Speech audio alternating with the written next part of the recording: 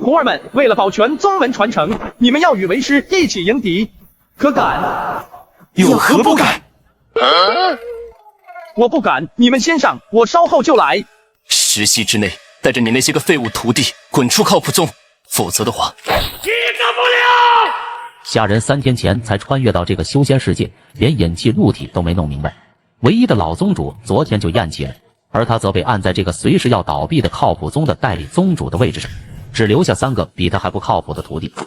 师尊，我害怕，一会你一定要保护我。小丫头长得这么水灵，留在这不靠谱的靠谱宗真可惜啊。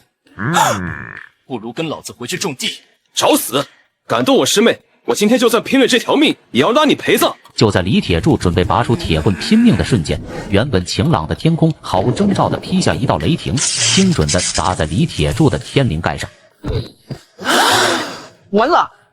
虾仁的大徒弟李铁柱天生自带倒霉圣体，只要一动怒，走到哪雷就劈到哪。师兄，今日我就算神魂俱灭，也要用这把剑帮你斩下他的狗头！长剑出鞘，叶神双手握剑向前劈去，剑刃在半空中划出一个匪夷所思的弧度，直奔虾仁的脖颈而来。哎呀，劈歪了，师尊对不起，我这剑法还不太熟练，拔剑总控制不住准头。二徒弟叶晨天生剑体，就是眼神不怎么好，精准度不够。就你们这群奇葩，也配站着这灵脉山头？时机已过，既然你们找死，老子就成全你们！狂暴的灵力从体内爆发，筑基后期的威压如同一座大山般压向众人。王彪高高跃起，双手握住鬼头大刀，对准虾仁狠狠劈下。血煞斩！师尊一定能躲开的，师尊那么厉害，绝对不会被砍中的。我上辈子是造了什么孽啊！虾仁听完这句话，整个人都不好了，双腿一软，直接放弃了抵抗。三徒弟林小婉是个毒奶，他只要开口祝福，事情必定朝着反方向发展。原本我还能往旁边滚一圈躲开，现在我的双腿像灌了铅一样，完全不听使唤。对不起师尊，我只是想给你加油。没想到我虾仁一世英名，刚穿越过来就得栽在这里。就在虾仁绝望之际，脑海中响起一道机械音，紧接着弹出一个蓝色的系统面板。丁检测到宿主面临生死危机，绝对因果律系统已激活，新手大礼包已自动开启，恭喜宿主获得因果律技能1。我说停！技能效果，喊出该台词，无视等级强行禁锢全场目标10秒。恭喜宿主获得因果律技能2，还给你。技能效果，只用1根手指100%反弹一切物理魔法攻击，并附加10倍威力。挂来了！虾仁腰杆猛地挺直，不闪不避，竖起一根修长白皙的食指，迎向那开山裂似的狂暴刀芒。蠢货，居然想用1根手指头挡住筑基后期的全力一击！虾仁神色淡然，宛如一尊不惹尘埃的谪仙。还给你！指尖与血色刀芒接触的那一瞬间，连风声都停止了。聒噪！这怎么可能？王彪整个人像以惊人的速度倒飞出去，半空中狂喷鲜血。我刚才是不是被雷劈出幻血了？师尊用1根指头把那个筑基后期的家伙秒了。虾仁缓缓收回手指，背着双手站在大殿台阶上。卧槽，这因果律反弹这么猛的吗？这王彪不会被自己的大招给劈成灰了吧？本座给过你机会了，奈何你执迷不悟。你隐藏了修为，不用灵气波动，单凭肉身就反弹老子的血煞爪，你到底是什么怪物？重创筑基后期修士，绝对不是一个普通宗门宗主能拥有的。这草帽熊猫头至少是金丹期，甚至元婴期的隐世老怪。怪物，本座只是一个靠谱的师尊罢了。好一个隐世大能！今天我王彪认栽，但你别以为这事就这么完了。他从怀里掏出一枚血红色的玉符，用尽最后一丝灵力将其捏碎，炸开一个巨大的黑色虎头图案。老祖救我！天空中突然一道怒喝在天际炸响，一个穿着黑袍、周身环绕着电光的白发老者踏空而立。庶子敢尔，还不束手就擒！我操！金丹期大能，我们完了！伤我黑虎帮的人，今日老夫要把你的神魂镇压在炼狱之中，日夜受烈火焚烧之苦。黑袍老者双手结印，天空中乌云翻滚，无数道水捅出的紫色雷霆开始汇聚，毁灭的气息笼罩了整个靠谱宗。老祖无敌，神功盖世，一统江湖。虾仁，你今天死定了！虾仁站在原地，看着半空中犹如雷神降世的黑袍老者，他没有后退，甚至连眼睛都没有多眨一下，直面那即将落下的漫天雷霆。死定了！你看着，我说停停停！刹那间，准备引动灭世雷霆的金丹老祖姿势。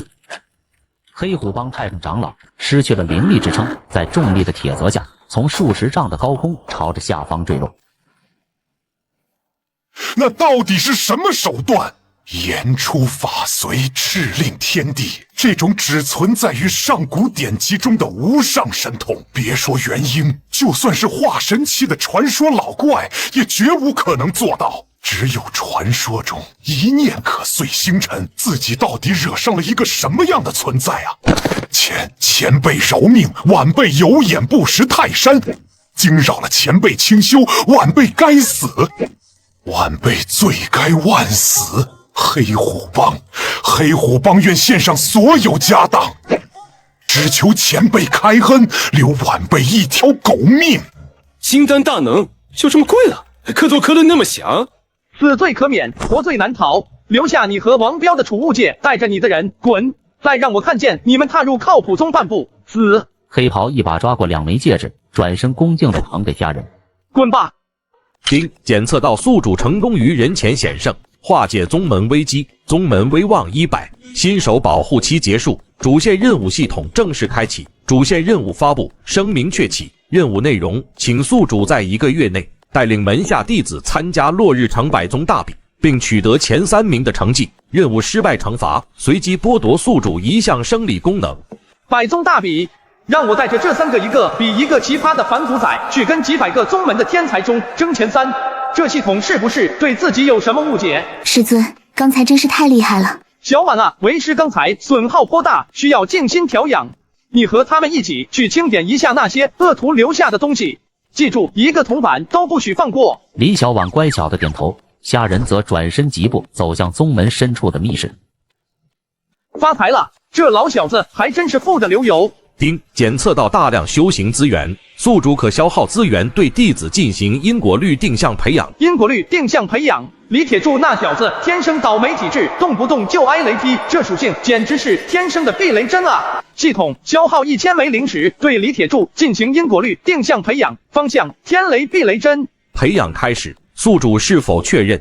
确认。培养成功。李铁柱的天法引雷体质已升级为天雷避雷针，效果在李铁柱情绪激动时，可主动引动天雷，天雷威力翻倍，且可由李铁柱的愤怒情绪精准锁定敌人。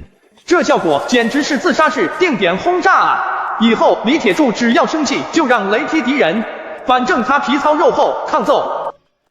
师尊，弟子惭愧，剑法不精，差点误伤了您。叶晨，你错了，那并非剑法不精，而是你天赋异禀，是为师没有教导好你。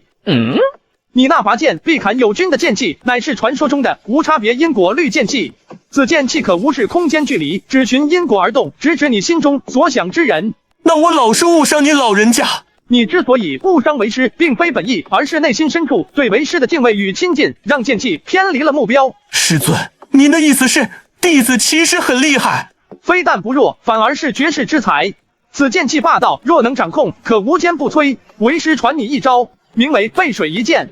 此招要诀便是对敌时必须背对敌人，且心里想着师尊救我。如此一来，你那一剑将100%砍中你侧后方的敌人。记住，是100%，无视防御，无视距离。叶晨听得热血沸腾，立刻跑去宗门后山。叶晨背对一棵参天古树，他猛地拔出长剑。师尊救我！山林深处传来一声巨响，只见身后1000米外的一座小山头竟被齐根削掉了一角，光滑如镜。师尊，我悟了，弟子终于明白剑道真谛了。这无差别因果律剑气，真是离谱他妈给离谱开门，离谱到家了。最后是3徒弟林小婉，是3人中天赋最好的，也是最危险的。他的毒奶属性让虾仁每次和他说话都小心翼翼。师尊，我把那些恶徒的衣物都捡回来了，可值钱了。虾仁条件反射地捂住他的嘴，生怕他一个不小心说出师尊您万寿无疆之类的祝福。他赶紧掏出一个名为《夸夸手册》的笔记本，递给林小婉。小婉啊，此乃为师独门心法，名为反向祝福大法。你每日对着路边的石头练习，至少咒骂他1炷香时间。师傅，我怕别人说我脑子有问题。只有将咒骂练到极致，你的祝福才能反其道而行，化为真正的福祉。林小婉似懂非懂地点了点头，接过手册，认真翻看起来。3天后，靠谱宗的名声传遍落日城。听说了吗？黑虎帮被灭了。何止是灭了，金丹老祖被一句话禁锢在空中，脸朝下摔了个狗吃屎，直接跪地求饶啊！那靠谱宗宗主下人，听说是个深不可测的隐世大能。那可不是，言出法随。现在方圆百里的宗门都在打听这位侠人前辈的来历。这一日，靠谱宗迎来一位不速之客。这宗主是个金丹期大能，但看这破烂样子，多半是以讹传讹，或者那高人已经离开了。来是何人？青云门外门执事李成林，特奉门主之命前来递交百宗大比手册。靠谱宗宗主虾仁何在？速速出来接见。虾仁慢悠悠地从大殿走出，李成林见虾仁如此拖沓，心中更是不满。虾仁，这手册乃门主亲笔书写，金贵异常，不知您能否空手接住？变，这是什么妖法？妖法？不，这叫礼尚往来。道友如此热情，一见面就送上这等大礼，本座若不收下，岂非显得太过无情？你回去告诉你们宗主，想要这法宝，拿1万块中品灵石来换。1万块中品灵石，这简直是明抢。哦，对了，本座一向不喜欢讨价还价。随着虾仁话音落下，李成林只觉得浑身一松，连滚带爬的站起来，连那柄被夹住的剑都不要了，转身就跑。师尊，您这招叫什么？弟子想学。师尊，我也想学。你们学不来，此乃本座独创，专治各种花里胡哨。好了，别贫了，正事要紧。他看着系统面板上那个刺眼的倒计时，叹了口气。宗门收了些破烂法宝，但这3个徒弟的实力去参加百宗大比，跟送人头没什么区别。就在此时，系统提示音再次响起。丁检测到宿主成功撞了一个前无古人后无来者的逼，宗门威望大幅提升。阶段性任务发布：宗门建设。任务内容：靠谱宗过于破败，有损宿主高人形象，请宿主在7日内将宗门修缮至一眼望去就很无敌的程度。任务奖励：随机因果律词条抽取机会1次。修缮宗门，这活他在行啊！他灵机一动，耗费了刚刚敲诈来的部分资源和积攒的威望点，对整个靠谱宗山门施加了一个全新的因果律段。丁宗门建筑 buff 看起来就很贵，已施加效果，任何靠近靠谱宗山门100丈范围内的生物都会从心底生出一种此地极其危险，内有绝世杀阵的强烈敬畏感，修为越低效果越强。虾仁做完这一切，满意的离开了。而千里之外的灵幻宗宗主云鹤真人听着弟子报告的关于靠谱宗的各种消息，言出法随，装神弄鬼，本座倒要亲去看看，那靠谱宗里到底藏着何方妖孽，与本座的清心灵爱自保，专破一切幻术魔音。云鹤真人带领着宗门内4名金丹期护法，驾驭着一艘华丽的飞舟，气势汹汹地杀到了靠谱宗的山脚下。只见破败的山门前立了一块木牌，宗主，此地处处透着诡异，那块牌子会不会是某种警告？哼，警告！装神弄鬼是指纸老虎罢了。我便要揭开这靠谱宗的画皮，让落日城众修士看看，什么才是真正的仙道正法。云鹤真人带着4名金丹护法径直走向青石广场。与此同时，广场的角落里，大徒弟李铁柱正蹲在地上，用手指头一下一下地抠着地砖缝里的泥。师尊说我是天纵奇才，可修炼了3天，连一丝气感都没有，反倒是叶晨那个憨憨耍剑耍得虎虎生风，凭什么？就在他越想越气，就看到了那5个身穿华服走上广场的不速之客。大殿深处，家人透过门缝看着这一幕，嘴角勾起一抹弧度，默默收回了刚发动完技能的手指。因果律词条：怒火中烧，效果：强制提升指定目标500%的愤怒情绪，持续1炷香。看什么看？走路不长眼睛啊！没看到牌子上写的禁止喧哗吗？区区凡人也敢对师尊不敬？突然，一道紫色雷霆毫无征兆地对着云鹤真人的头顶笔直劈下。哼，雕虫小技，清心灵，专破一切幻术魔音。这不是雷法，这是天劫之力。动天道雷劫的无上神通，此子竟能操控天劫。就在这时，二徒弟叶晨看到师兄大发神威，顿时热血上头，也想在师尊面前表现一番。师尊，我控制不住我自己了。正处于巨大震惊中的云鹤真人只觉得头顶莫名一凉，他下意识地伸手一摸，他那引以为傲玉簪竟被齐根削断。卧槽，他背对着我，是怎么精准地斩断自己发髻？这不符合常理啊！一直躲在柱子后面的林小婉看到这位爷爷如此狼狈，心中顿生不忍。他探出半个小脑袋，用一种充满同情的弱弱的语气说道：这位爷爷看起来好精神呀，虽然头发没了，但一定能长命百岁的吧。话音未落，云鹤真人只觉得体内本源疯狂地冲击着他的经脉和丹田。不过眨眼之间，他的修为竟然被强行消去了一个大境界。前辈饶命，前辈饶命啊！晚辈只是代落日城联盟送达百宗大比的正式请柬，绝无半点恶意。晚辈有眼不识泰山。滚吧！是，多谢前辈，多谢前辈，不杀之恩。云鹤真人留下请柬，头也不回地冲下山去，连那艘华丽的非洲都忘了。百宗大比是吧？前番是吧？铁柱，你天生带有招雷体质，如今更是进化为天雷避雷针。为师看这山门后的小石山碍眼得很，你去把它开了，取些方正的食材回来。师尊，我除了会 IP， 不会使相活啊。春才，你只需对着那山头疯狂辱骂，待雷霆降世，你便以身体为引，将雷光导向石壁。记住了，雷霆乃天地最锋利的凿子，只要你够生气，雷就够平整。你这破山，长得还没有小指头好看，到了今天就要尿在你脑袋上。叶晨，你那背水一剑练得如何了？师尊救我！很好，去背对着他们，心里想着龙腾九霄，然后出剑。记住，千万别回头看，真正的剑客从不回头。弟子领命。随后，大殿里响起了密集的师尊救我的声音，每一道剑技都以一种违反物理法则的姿态。最后，下人把林小婉拎到了刚开辟出来的后花园里，从储物袋里抓出一大把灵芝种子，撒在土里。小婉，开始你的表演，记得骂得越狠，长得越稳。你这坏种子，长得真难看。他刚才说你长得像肥猪。你才长得像猪，你全家都是猪。你这种烂泥里的脏东西，最好明天就烂掉，一点灵气都没有的废物，我诅咒你这辈子都开不了花。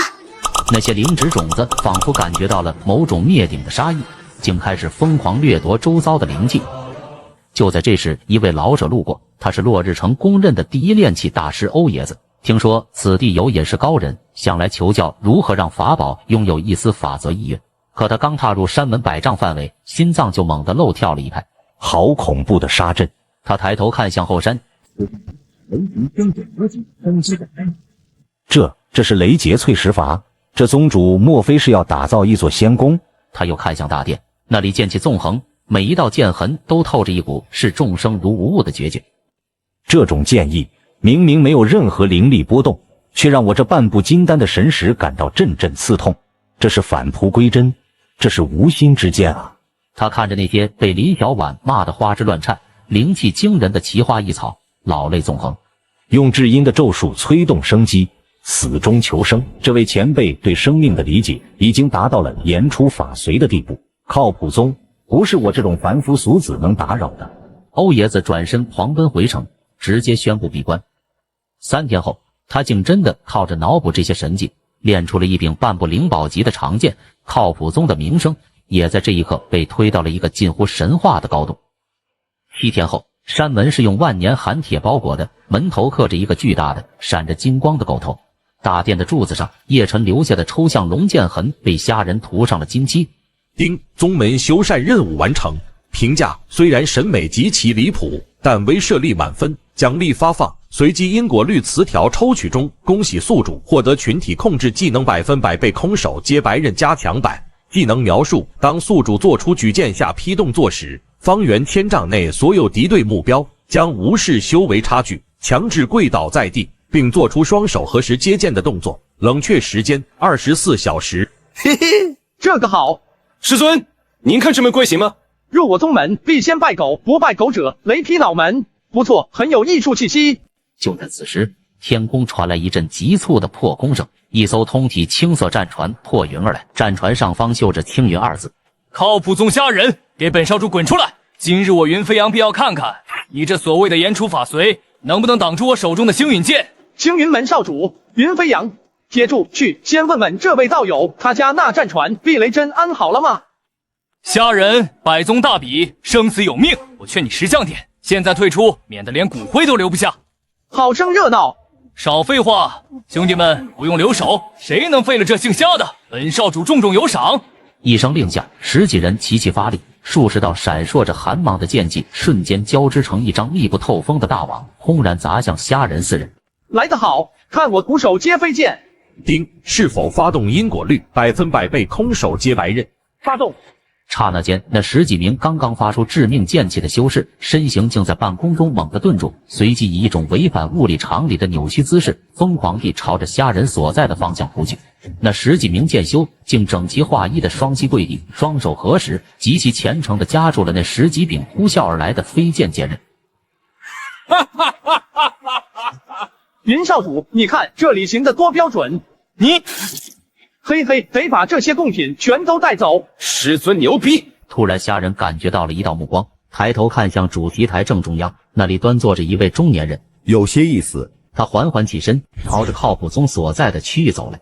靠谱宗，你的道很有趣。百宗大比，禁止恶意杀戮，但今日你虽未杀一人，却比杀了他们更让他们难受。林城主严重了。本城主对你的魔法很感兴趣，这第1轮你们赢了，但愿在接下来的比赛里，希望你的这双嘴还能这般好使。城主大人，你可能不知道，我手里最不缺的就是外挂。我这里刚好有位炼丹大师，不如让你们的小徒弟试上一试，若能炼成1颗筑基丹，本城主便承认你们参加大比的资格。城主好兴致，既然想玩，那便玩玩。小婉去吧，记住为师的话，炼丹也是一种修行，要与丹炉交流。林小婉走到斗法台中央，面对着那尊威压赫赫的九龙鼎，青云门的首席炼丹师张大师已然起炉，林小婉则指着面前的九龙鼎，脸上浮现出一种为你好的滋味，开始执行那套反向祝福大法。你这个长得像蛤蟆一样的破炉子，我诅咒你待会炼出来的东西连屎都不如，实为师倒霉。你这顶盖炼出来的丹药全是过期糖豆，吃一口就拉肚子3天。那尊九龙鼎仿佛听懂了他的恶毒言语，鼎身居然疯狂震颤起来。还没等张大师反应过来，原本稳定的丹火瞬间失控，天地间的灵气像是疯了一样，朝着林小婉这边的丹炉疯狂倒灌。反观张大师，由于灵气被强行掠夺，他手中那炉即将成丹的药材瞬间枯萎，他大惊失色，手中动作一抖，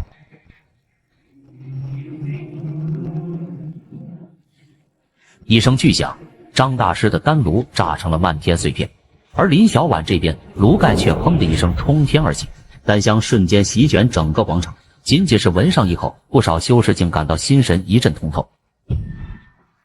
这是天品丹药。师尊，我失败了，这破炉子没炸，还炼出了个发光的糖豆，一点都不好吃。虾人接过9转还魂丹，看也没看，正想往袖子里塞，一道人影如闪电般掠过，竟是城主林玄中。前辈，此丹可否割爱？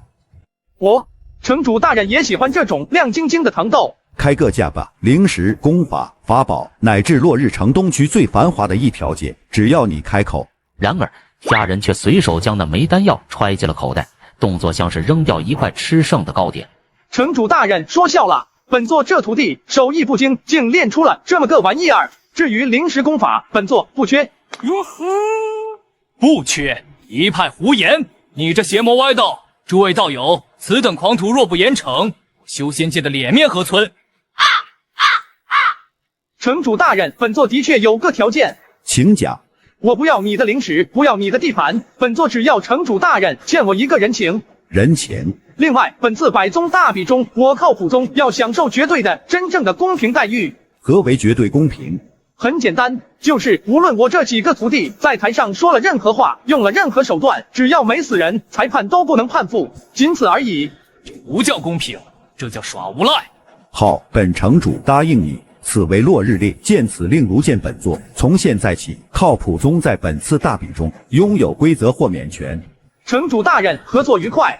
城主林玄中如获至宝，立刻收进储物袋，身形一闪，便消失在了主席台上。第一轮混战至此结束。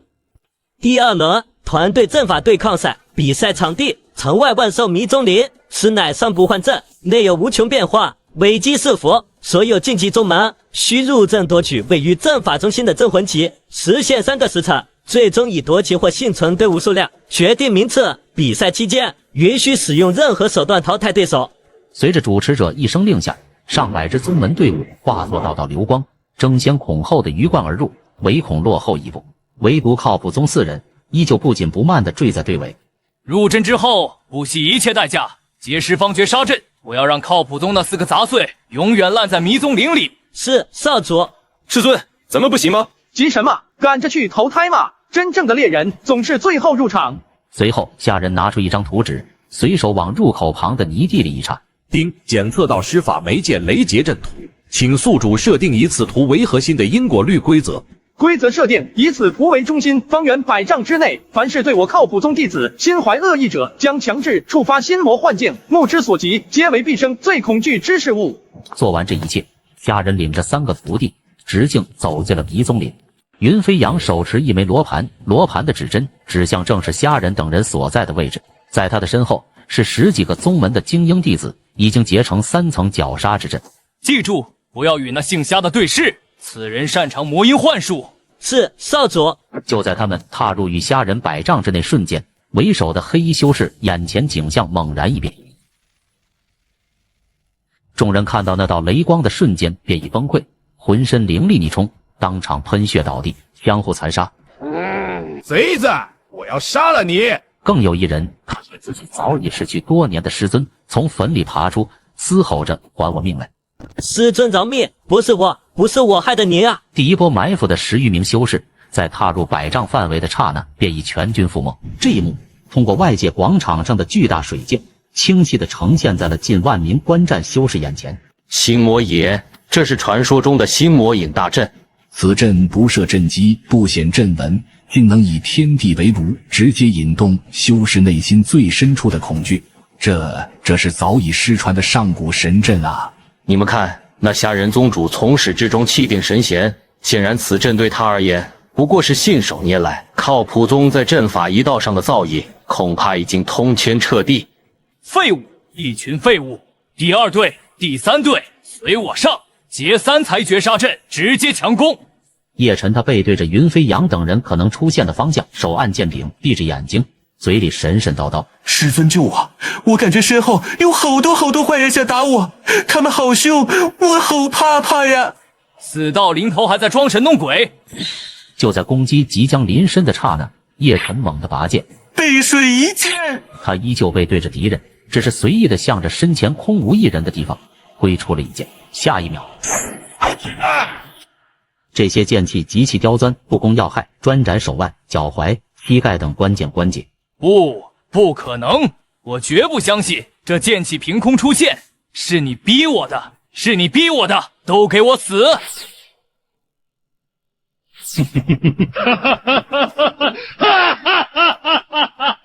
万魂幡，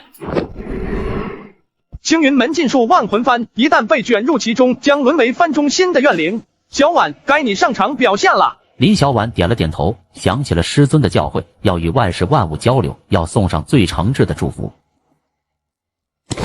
藩里的叔叔阿姨们，你们辛苦了。我知道你们生前肯定有很多委屈，死后还不能安息，一定很难过吧？祝你们早日脱离苦海，忘掉所有烦恼，开开心心的去投胎转世，下辈子一定做个幸福快乐的好人呀！话音落下，时间仿佛在这一刻凝固，一股圣洁、温暖、慈悲到极致的金色光芒从林小婉身体里爆发出来，被金光照耀到的怨魂脸上的狰狞与怨毒瞬间消融，化作解脱与安详。不，我的魂幡，我的万魂幡啊！外界广场上，近万修士鸦雀无声。这难道是传说中的大普渡神光？一念之间超度万魂？这小姑娘到底是什么来历？佛门圣女转世吗？靠谱宗这宗门的水深到能淹死龙王爷啊！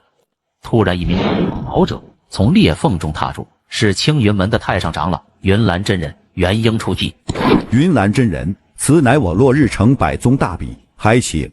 话未说完，云岚真人只是瞥了一眼林玄仲，便不再理会。只见他迅速越过迷踪林的幻阵，精准无比地锁定在了虾仁的身上。我倒要看看是谁伤我孙儿辱我青云门。这时虾仁从储物戒里掏出奇怪板子，虾仁伸出手指，在那发光的板子上随意地划了几下，紧接着一阵极具节奏感魔性音乐瞬间响彻了整片天地。嘿嘿，高手 DJ， 那是什么法宝，竟能发出如此古怪的声音？临死之前，他这是要干什么？随之云岚真人开始不受控制的狂跳，额角一根青筋暴起，浑身更是如同筛糠般剧烈的颤抖起来。音乐声戛然而止，云岚真人浑身虚脱，维持不住御空之术，从半空中坠落下来。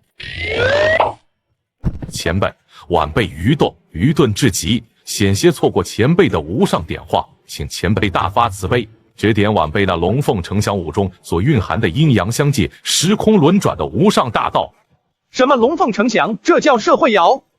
算了，看你一把年纪，骨质疏松还出来蹦迪也不容易，这事就这么接过。话还没说完，跪在地上的云岚真人竟是老泪纵横，从怀中掏出一块令牌，双手高高举过头顶。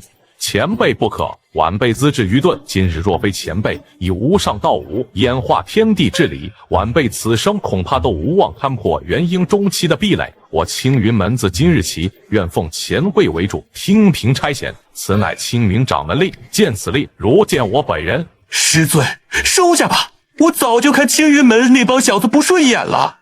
接住，拿着，以后青云门就是咱们靠谱宗的保安大队，你就是保安大队长。啊！保安大队长，我突然天空一声巨响，并裂开了一道漆黑的口子，一股比云岚真人还要强烈的威压突然降临。是谁净化了本座的万魂眼？是谁打断了幽冥之门的降临仪式？好一个纯净无瑕的灵魂，比那万魂幡里所有的怨魂加起来还要美味，正好可以作为新的魂引，开启真正的大门。哈哈哈哈哈哈！小姑娘，跟本座走吧，否则此城将化为鬼域。不好意思，打扰一下，本座的宗门刚颁布了一条新规矩。区区一个下界宗门的规矩，蝼蚁的法则也配在本座面前聒噪？靠谱宗第一条门规自此刻起正式生效，此规矩名为禁止随地大小跌。什么玩意儿？禁止随地大小跌？这是什么虎狼之词？听起来怎么那么像某种不雅的行为？师尊是不是硬没睡醒？所谓禁止随地大小跌，意思很简单，任何人不许在我靠谱宗弟子面前装逼，不许强行攀亲带故，更不许摆出一副我是你爹，你牛逼，你必须听我的臭架子。听懂掌声？区区蝼蚁，找死！丁检测到目标幽都魔宗使者，其行为严重违反靠谱宗门规第1条，禁止随地大小跌，因果律惩罚，已处罚。就在幽都魔宗即将对林小婉动手的刹那，幽都魔宗的身体猛地一僵，仿佛被一只无形的大手死死扼住了命运的咽喉，双腿竟不受控制的猛地一软，嘴巴不受控制的说出了石破天惊的字：爹！我刚才喊了什么？他不受控制的扭过身，对着旁边李铁柱再次扑通一声跪下：大哥、二哥、三妹！幽都魔宗喊完那声三妹之后，猛地喷出一大口的黑血，神魂当场遭受重创。等等，来都来了，总得孝敬一下你刚认的爹和你那素未谋面的大哥、二哥、三妹吧，不讲礼貌哦！幽都魔宗不受控制的将自己腰间的储物法宝全部一件件的拔了下来。滚！爹，保重啊，儿会想你的。前辈，今日之事恐怕是捅破天了。那勾魂使在幽都魔宗地位极高，仅次于几位魔君。此魔宗行事向来睚眦必报。他们知道了，就是说以后会有更强的家伙来喊我爹，对吧？对了，这百宗大笔忙活半天，最后的头奖是什么？是一块传说中上古神器山河社稷图的残片。山河社稷图，这名字听起来就很有收藏价值。系统，给我看看这玩意儿。丁物品山河社稷图，效果需集齐所有残片解锁系统提示，此物品与宿主最终任务让整个修仙界都遵守虾人制定的离谱规则高度相关。有意思，看来这第一是必须拿了。检测到宿主成功推广宗门精神文明，阶段性任务发布，任务名称：礼貌修仙。从我做起，任务内容，请宿主颁布并执行一条全新的旨在促进修仙界文明礼貌的宗门规矩，并让至少1名非本宗人员主动遵守。任务奖励：随机因果律词条抽取机会1次。又来！就在此时，落日城千里之外的一处阴暗密林中，一名断了一臂、侥幸从万寿迷踪林中逃出的宗门长老，正双目赤红地跪在一块漆黑的石碑前。大人，我愿献上宗门1000年积蓄，只求您出手杀了靠谱宗那个姓虾的。目标修为不明，手段诡异，需王牌出手，这个价不够。再加上我这条金丹期的手臂，够不够？成交。大殿内，虾人正躺在摇椅上，盖着魔都使者手里拿的万鬼袍，睡得正香。无影的身影在大殿的阴影中缓缓浮现，无影无声无息地飘到摇椅之后。给我去死吧！就在刀刃即将触碰到那件万鬼袍的刹那，真没礼貌，进别人家都不知道先敲门的吗？新规矩，入我宗门者，无论人鬼，必须先敲门以设定因果律，以触发。下一秒，无影眼前的景象陡然碎裂。等他再次回过神来时，他竟然回到了靠谱宗山门之外，身手控制了。谁呀？大半夜的，还让不让人睡觉了？您好，请问有人在家吗？我是来送温暖的。我操！采花大盗一枝梅。对不起，给您添麻烦了，我这就走。站住！好家伙，被我认出来就想跑！师尊，就是他，城主府通缉的采花大盗一枝梅，被我当场抓获。叫什么名字？谁派你来的？在下无影，影阁的，是黑风寨的长老，花钱买您的命。影阁排名第1的那个无影，连这都知道，这还怎么干活？可惜了，你的自杀之道走偏了。真正的刺客是什么？是不是杀人于无形？是10不杀1人，千里不留行。错，大错特错！真正的刺客首先要懂礼貌。你潜入别人家里，不打招呼，不出声响，上来就给人家一刀，这叫没素质。刺杀是一门艺术，不懂礼貌的刺杀是没有灵魂的。前辈，我悟了，请前辈收我为徒，弟子愿侍奉左右，学习真正的文明刺杀之道。任务礼貌修仙，从我做起已完成。奖励发放，随机因果律词条抽取中，恭喜宿主获得被动技能100%平地摔范围版。技能描述：宿主可在指定区域内方圆100丈设定此规则，任何进入该区域的敌对目标，在做出攻击性动作时，将有100%的几率狡猾摔倒。冷却时间12个时辰。很好，又一个被自己忽悠瘸了的。次日，百宗大比决赛，靠谱宗对阵。本次大比神秘谷中剑种的传人。剑种那可是传承了上万年的剑修圣地。我听说他们的传人剑奴3岁练剑，10岁剑心通明，至今未尝一败。靠谱宗太岁出战，接住去吧！什么？让那个黑炭头去？他除了挨雷劈，会个屁的功夫？这是直接认输了吗？师尊，我不行啊！我上去会被他一剑劈死的。上去后什么都别干，也别看对手，你就用你这辈子能想到的最恶毒的语言，疯狂的辱骂你脚底下站的那块地砖。是师尊。战斗一触即发，裁判一声令下，对面的剑奴动了。靠谱宗受死吧！李铁柱吓得闭上了眼睛，疯狂输出。你这破砖，我祝你今天祖4分5裂，永世不得翻身。你家祖坟肯定被人爆了。就在那道无形剑气即将洞穿他眉心的瞬间，因果律发动了。这就赢了。一名枯瘦老者从虚空踏出，端坐于骸骨王座之上。靠谱宗蝼蚁之名也敢妄称宗门，我勾魂使颜面扫地。今日本座奉魔尊之命，祭炼全城，以血洗裸。大白天的开着这玩意儿出来，连个远光灯都不关，还乱停乱放。小影，去给他们贴张罚单。只见吴影接到命令后，身形骤然消失。出现时，只见他手中捏着一张画着狗头标志的纸条，死死贴在了扶手上。树子，你敢！违章停车，拖车勿扰。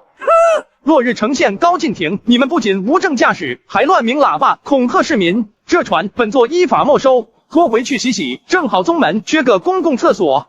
我杀了你！魔宗长老身上魔气暴涨，祭出本命法宝，九幽摄魂渊。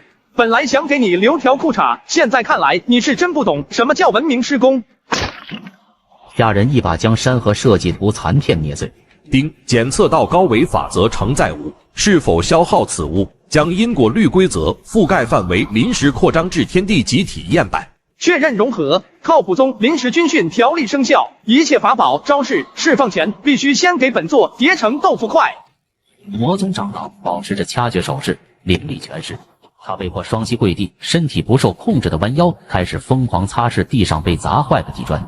我爹还不行吗？求求您别再让我擦了。吾嗅到了本源法则的味道，有趣。看来本尊该出关了。我错了，我不该乱丢垃圾，我再也不随地大小便了。这感觉就像在澡堂里被陌生大爷挑猪肉一样打量。看什么看？没见过帅哥啊！丁因果律触发，魔尊嘴巴不受控制的说了秘密。我10000年没洗澡了，我的袜子都硬的能当法宝了。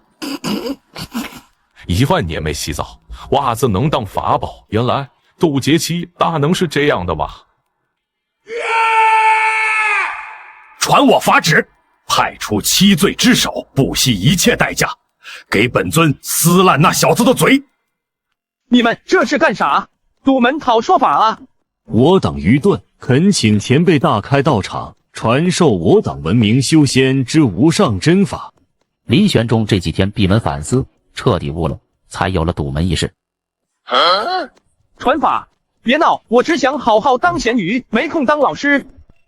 主线任务发布，开宗立派。任务内容将靠谱宗的离谱规则系统化，以落日城为基点，建立一个覆盖全城的规则大阵。当阵法激活，城内所有生灵都将强制遵守至少1条靠谱宗门规。任务奖励：解锁系统核心功能，规则自定义。也罢，既然尔等有向道之心，本座便破例开坛讲法一次。今日那由我先为大家讲解守则第1章第1节，论敲门的艺术与实践。敲门看似简单，实则蕴含天地至理，力度、节奏、频率都将决定你是被当成客人，还是被当成贼。敲门之道，暗合3才之术，蕴含阴阳交替之理，妙在妙在。第1堂课结束，众人意犹未尽。第2课由我主讲，论随地大小跌的社会危害性以及雷法的临床应用。根据我宗研究，大小跌行为会引起修士体内灵力紊乱，导致气血上涌，极易走火入魔。而天雷作为至阳至刚之力，能有效中和这种负面情绪。铁柱说完，叶晨、林小婉接着讲他们的神通。与此同时，一艘飞船无声无息的悬停在落日城高空之上。消炎惑众，聚众为魔。师尊推演的果然没错，此地魔气虽被掩盖，但根源未除。那所谓的前辈侠人，定是上古魔头夺舍重生，在此地举行邪恶的献祭仪式，妄图污染整个修仙界。天剑山内门大弟子林凡，今日便要替天行道，斩妖除魔。浩然剑气直逼落日城中心广场，一场大战一触即发。这气息是天剑山的浩然剑气，天剑山的人怎么会来这里？天剑山乃是正道第一宗门，素来嫉恶如仇，他们此番前来，难道是冲着前辈来的？师尊，那个人是来抓我们的吗？别急，来了个送上门的教具，正好给大家演示一下什么叫文明修仙。魔头虾人竟敢在此妖言惑众，污染修仙界，今日我林凡便替天行道，将你斩于剑下，还世间一片清明。替天行道？天剑山的人都这么没礼貌吗？没看到我正在开坛讲法，连门都不敲就闯进来，还乱扣帽子。魔头休要狡辩，你用歪理邪说迷惑众人，残害生灵，今日便是你的死期。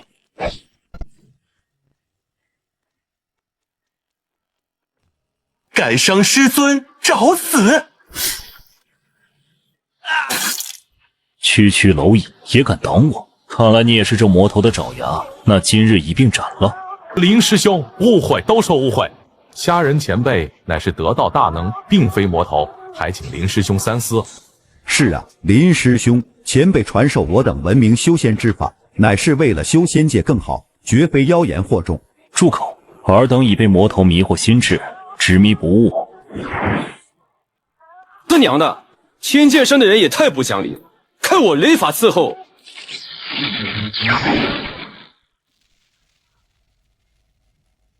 不堪一击，看来这落日城早已被魔气侵蚀殆尽。玩够了吗？天剑山的小娃娃，给你2个选择，要么敲门道歉，坐下来好好听课，要么我就让你知道什么叫随地大小爹的终极惩罚。狂妄小儿，今日我必斩你！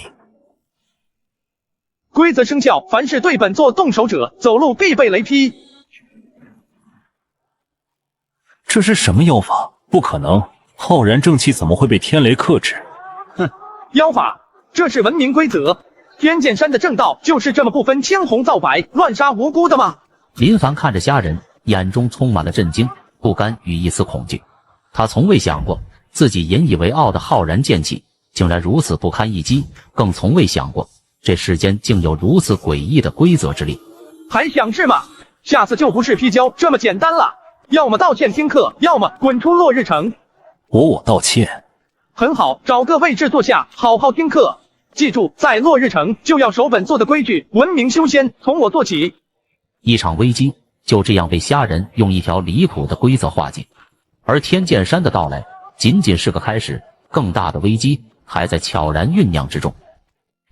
好香，全是新鲜的灵韵，作为开胃菜，这就足够了。喂，听得见吗？吵什么吵？长得大就能随便咋呼了？你说你这一地的哈喇子，待会儿谁给洗地？既然你爹妈没教，本座今天就受累，教你什么叫餐桌礼仪。检测到目标存在严重不文明用餐行为，因果律词条公共场所用餐守则正式生效，在当前区域内严禁狼吞虎咽，严禁制造噪音，进食必须符合名媛极高标准礼仪。就在魔君的古府虚影离护城大阵不到3寸，一道金光瞬间缠绕在了他的手腕上。突然，那冰白乳具在规则的揉搓下，竟变成了一把西餐刀，而他另一只则变成一把同样尺寸的叉子。他的声带却在系统的强力约束下，只能发出那种极其克制的、非常有教养的喉音。轻轻用餐。前辈，这到底是什么神道？林凡声也发干，转头看向虾仁。没什么，就是让他知道吃相太难看会没朋友。啊，这灵气的成色真是恰到好处的鲜嫩。铁柱，过来。师尊，少师啊。估计是没吃饱，用原来保安队洗脚的巨大原木盆送大餐去。好嘞，俺这就去。大块头，俺师尊说了，敢剩下一点，就让你在这刷3天的碗。妈呀，这也太好死了！杀了你，我要用最残忍的手段杀了你。浪费粮食是极大的犯罪，罚他写3万字的观后感。检测到目标存在浪费行为，强制执行空盘行动。魔君原本紧闭的嘴巴，在规则的操纵下，像个坏掉的闸门一样猛地张开。然而，就在这荒诞又充满温情的场面下，天际忽然裂开了一道缝隙。他甚至没看一眼下方的城池，只是微微侧头，看着正在那里整理垃圾袋的暴尸魔君，眼中的嫌弃之色浓郁的像是要溢出来。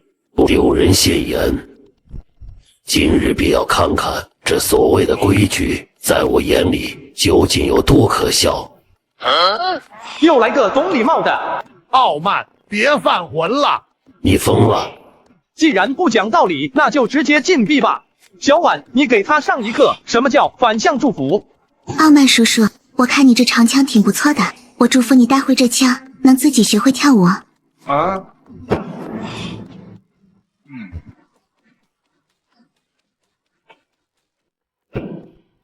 你这魔头使的到底是什么邪术？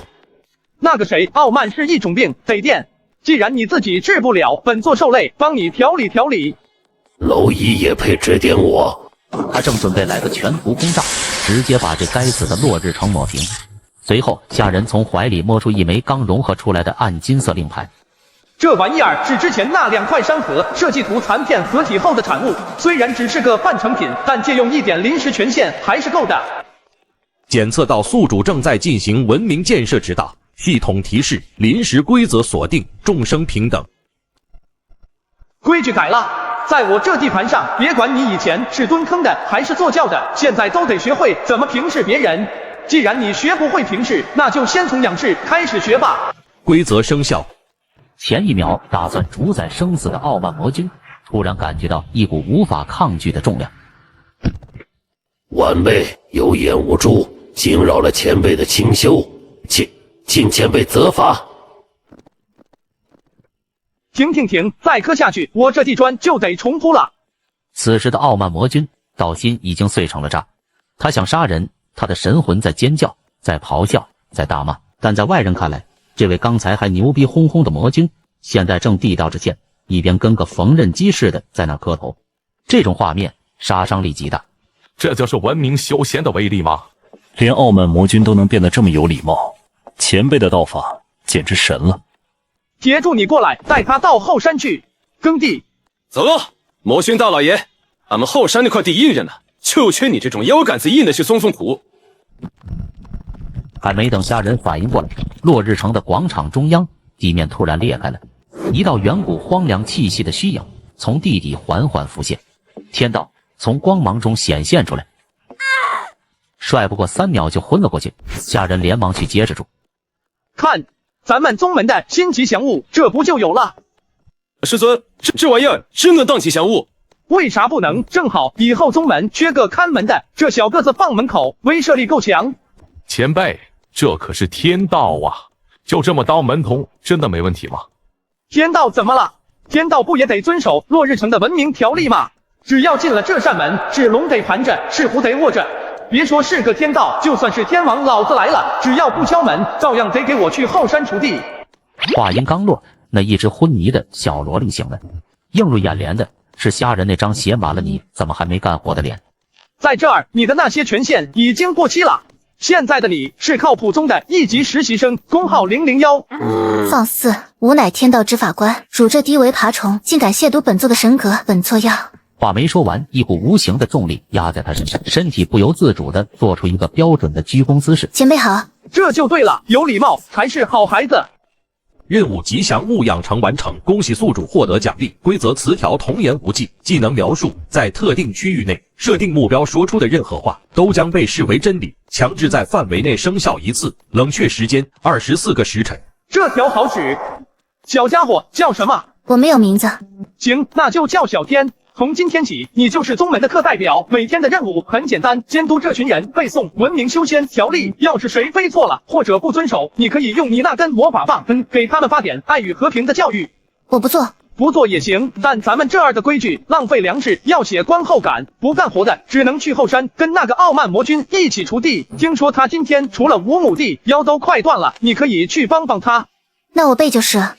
突然，虾人感受到一道极其微弱的万古气息的召唤从祭坛深处传出。仙界有意思。与此同时，在那无尽虚空的另一端，一座矗立在云海之上的宫殿内，法则异常，天境失踪，派人下去把那个靠谱宗抹了。这就是那所谓的靠谱宗，荒谬，简直荒谬！天道法则受损，竟然沦落到这种境地。下方原本还在背书的修士们，此时一个个吓得脸色惨白，那种来自生命本质的威压，让他们连动一下手指的勇气都没有。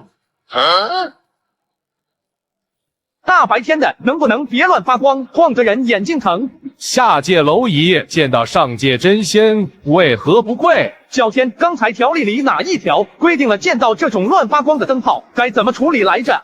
那是我曾经的同事啊，外来户设定的条例。靠谱宗行为规范守则第7章第2节，任何外来访客，无论修为高低，进入落日城范围，必须先在城门处领取临时通行证，并于办事大厅预约排号。未预约者，一律视为推销保险的诈骗人员。保安大队有权将其强制驱逐或送去后山挖矿。听见没有？挖矿。他来自仙界，居然被归类为诈骗推销员，还要被送去挖矿。放肆！我乃仙界天剑宗的特使，区凡人宗门，吾今日便让尔等知晓，仙界不可辱。不讲礼貌还插队！检测到强制预约规则触发，设定在落日城上空，严禁任何未经预约的御剑行为。所有仙剑必须在入城前自行折叠并进入休眠模式。突然，那道剑光在半空中猛地一闪，这是什么手段？还没等他反应过来，一股莫名的规则之力直接将他从半空中强行拽了下来，手里还被塞了一张写着001号的牌号单。既然来了，就按程序走。保安队长李铁柱，人呢？师尊，我在呢。这几位客人比较心急，带他们去办事大厅好好排个队。要是他们不乐意排，就让他们跟那个种地的魔君交流一下心得。几位神仙别看了，那是后山，咱们的矿工现在正缺人呢。我可是上界仙官，你怎么敢这么对待我？把你们的老狮子宗主叫出来，我要投诉，我要让天道降下神罚。这位001号，您的投诉理由我已经记录了。根据靠谱宗业务处理条例第5条，对宗门运营提出无理诉求且大声喧哗者，将扣除排队积分。您现在的积分已经负100了。积分？什么狗屁积分？积分就是公分。待会儿会有专人带你们去后山，只要把那个石头矿给挖平，积分就能补回来。到时候你就可以预约宗主见面了。我的双手是用来握仙剑掐法诀的，不是用来握狗头的。哎，谁不是呢？我是炼丹界的泰斗，以前出门都是坐晕车的，现在呢，每天早晨还要负责给靠谱宗那只叫小天的执法官擦魔法棒，不然连排好的机会都没有。你也是这么过来的？习惯了就好，在这里没有闲人，只有靠谱宗的实习生和预备役。听兄弟一句劝，别喊了，嗓子喊哑了，也没人理你。那位霞宗主，现在估计正在后山检查他那新盖的厕所呢。此时办事大厅的门开了，虾人手里还拎着一袋子从矿场搜出来的非法挖掘物。李铁柱怎么样了？师尊，001号访客情绪不太稳定，投诉意愿强烈。听说你想投诉我？你这是在玩火！天剑宗不会放过你的，你这魔头！刚才那条禁止对工作人员进行人身攻击的条款扣分了吗？已经扣了，现在负200了。我这人其实挺讲道理的，你想投诉没问题，但你得走程序。咱们办事大厅的投诉热线一直都在，只不过嘛，那是直接通往仙界的，而且是双向收费。收费？你想敲打我？不是按时长收费，一个字100块，上品零食。如果你觉得天剑宗能帮你报仇，那你就打吧。我没带那么多零食。没带，李铁柱让先去矿场挖2吨矿，攒钱，等够了再打。是。我不投诉了还不行吗？这日子没法过了。何人再次蛊惑众生，扰乱秩序？大晚上的，能不能消停点？又是哪个没预约的？话音刚落，虚空之中，一只巨大的覆盖了半个落日城的大手向靠谱宗压了下来。这等离谱宗门无需留存。李铁柱、叶晨、吴影、小婉在。把那套东西搬出来，这玩意儿留着也是留着，今天正好做个了断。那是虾人这半年来用尽所有文明条例碎片融合出的最终产物——文明天道监测仪。随着虾人启动机器，广场中央那座白玉祭坛瞬间迸发出刺眼的白光。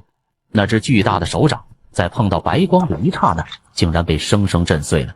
这是何种法则？在进入落日城范围之前，哪怕你是先帝，也必须先扫码登记，出示你的修为码。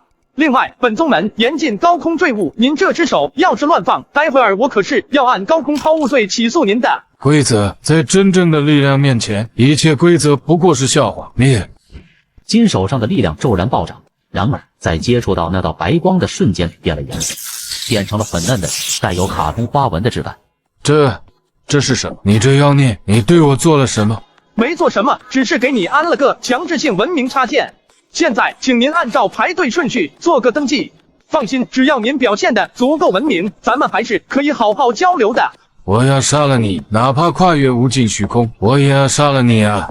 大吼大叫扣分，李铁柱给他安排个最累的岗位，待遇减半。好嘞，师尊，上面的那位请保持安静。落日城严禁喧哗，赶紧下来排队。李铁柱，在呢，师尊。把咱们宗门的最终纲领给这位先帝大人以及诸天万界所有还能喘气的念一遍。李铁柱从怀里掏出一本比城墙还厚的、镶着金边的靠谱宗终极行为规范书，为贯彻爱与和平的修仙理念，建设和谐、美丽、无内卷的新修仙界，经靠谱宗宗主虾仁最终裁定，自今日起，于3界6道之内正式推行全民义务教育及持证上岗管理办法。一派胡言！即日起，凡金丹7级以上修为者，无论仙、魔、妖人，必须通过靠谱宗文明修仙资格考试，获取相应等级的修为许可证，方可动用超出筑基期的力量。无证斗法已经发现，修为封禁，送往落日城矿场进行为期500年的劳动改造。这道规则瞬间考在了3界所有大能的脖子上。无数正在闭关的老怪人、老魔，甚至是那些游离在3界之外的古老仙尊，脑海中几乎同时响起了一个机械而冷漠的提示音：检测到靠谱宗法则覆盖，您的修为已被临时锁定为炼气1层，请在3个时辰内前往距离您最近的办事大厅参加资格考试。逾期未考者将被强制执行文明清除计划。一位身穿华丽金袍、正灰头土脸的坐在矿场边上的垃圾堆里，他周身的仙气荡然无存，抬手施展个护体法术，却发现指尖连个火花都擦不出来。我乃先帝，你竟敢封禁我的修为！大声喧哗，态度不端正，再扣10分。李铁柱把他拖去考场。好嘞。李铁柱像李小鸡一样把那位曾经的先帝提溜起来。别，我考还不行吗？第2日，虾仁依旧躺在那张摇椅上，旁边的小天正用魔法棒指挥着一群实习生练习文明打招呼。傲慢魔君穿着一身印着我是文明人的蓝马甲，正拿着扫帚把城里的青石板路扫得一尘不染。先帝则坐在办事大厅门口，穿着一件红背心，挂着导引员的牌子，正在给每一个刚飞升上来的新鲜人发靠谱宗行为规范守则。请排队，我要插队，注意礼貌，别随地大小便。师尊，矿场那边今天又产出了2堆灵石。傲慢魔君说他想申请去食堂帮忙，他说他觉得自己更有做厨师的天赋。让他去吧，别放太多调料，淡一点，符合文明饮食标准。虾仁看着这欣欣向荣、礼貌到让人头皮发麻的3界，魔宗不再杀戮，一心搞垃圾分类；仙宗不再内卷，每天都在比谁背书背的流利。总算能过上咸鱼的日子了。虾仁翻了个身，在这个修仙界，拳头再大也大破文明。毕竟这里是靠谱宗，文明才是